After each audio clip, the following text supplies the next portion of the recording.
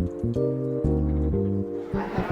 and gentlemen, please welcome the host of the evening show, Ryan Harroff! Thank you. Good evening, everybody, and welcome to Season 2, Episode 1 of the evening show. We got a great new cast of people for you guys to meet, and I think we're going to have a lot of fun tonight. Yeah, I'm sure you love the new cast. Katie, you're not one of the new people. What are you doing here? Ryan, Okay. we were just talking off stage, and we know why you picked an all-female cast. Katrina, Kopronica, everybody. I think it's clear to everyone here that you only care about the ladies, not the gentlemen. Wait, what am I being accused of? Delaney Murray, ladies and gentlemen. No. What are you saying? We're saying that you're a sexist. I hired plenty of women. Exactly. What? Yeah, you just hired us so you could be around a bunch of girls all the time. Okay, now that is actually not a bad idea. Ryan, I'm a lesbian. You are? I'm wearing a suit and tie, man. Was it really that hard to figure out? That kind of throws a wrench in the works. I'm straight. Hey. Wasn't an offer. Oh. Why are you guys looking at me like that? Are you straight? Are you gay? I'm uncomfortable.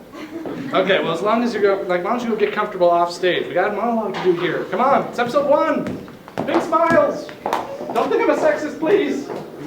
Long talk later. Who's gay, straight, trans, whatever. Okay. Thank you for bearing with me, ladies and gentlemen. On the subject of trans, I have a great announcement for you guys. The Boy Scouts of America recently made a change to their policies. They're now going to be letting in transgender children. Apparently the group was inspired by Target's all-gender bathrooms initiative, and as a thank you, Target will now be selling all-gender tents. An Ohio teen with cancer recently got to knock off an item on her bucket list, which for some reason was to tase a cop.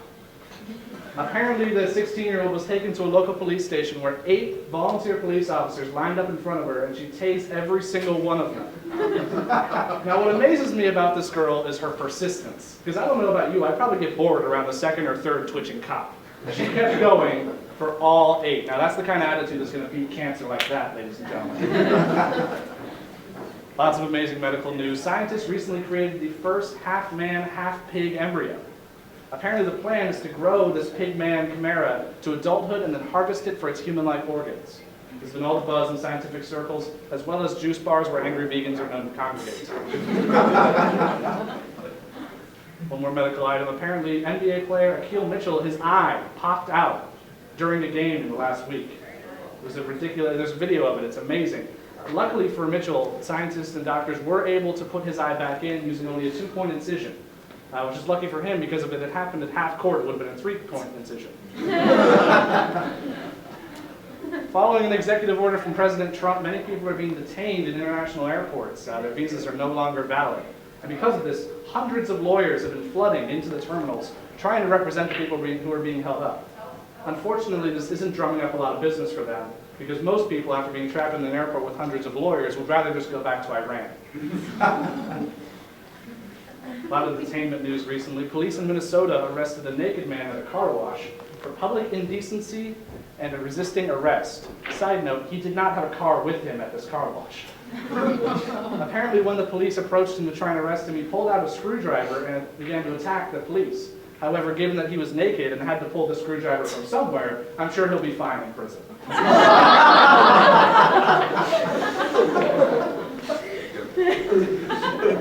President Trump still hasn't shaken the size of his crowd during his inauguration, but what we've recently learned is apparently some of the attendees were from the Westboro Baptist Church.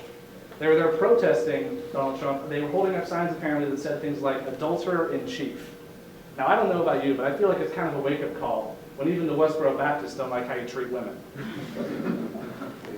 And finally, apparently from Hong Kong, there have been a couple of celebrity impersonators wandering the streets dressed as President Trump and Kim Jong-un, and they've been kissing in front of strangers. It's a major development. Apparently it takes hours and hours in the makeup chair to get the impersonators to look like Trump and Un. They even had to import the suit for the Kim Jong-un impersonator from Korea. But luckily for them, that wasn't a problem with Trump because all the suits are made in China anyway. Thank you guys for coming this evening. We got a great show lined up for you. We got Alex Pete, president of Black Sheep Improv, as our guest tonight, so stick around.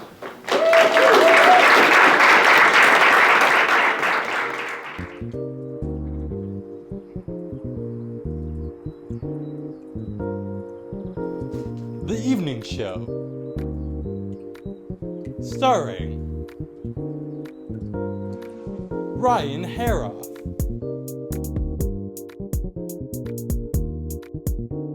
Katie Sweitzer, Katrina Kopronica, and Delaney Murray. Produced by Grits. Directed by